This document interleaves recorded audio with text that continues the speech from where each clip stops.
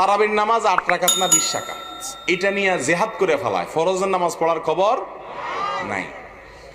খুব ভালো করে শুনে রাখেন, তারাবির নামাজ এটা কি ফরজ না নফল? নফল এবং সুন্নত। ফরজ ওয়াজিব তো না, ফরজ ওয়াজিব না।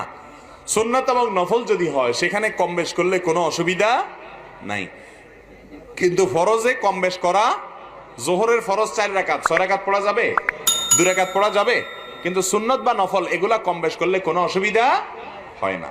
বিধায় যদি কেউ 8 রাকাত তারাবি পড়ে, 20 রাকাত পড়ে, কোনোটাই সমস্যা নাই। 20 রাকাত তারাবি ওমরে ফারুক রাদিয়াল্লাহু তাআলা আনহু থেকে বিশুদ্ধভাবে প্রমাণিত হয়েছে। কথা বুঝে আসছে?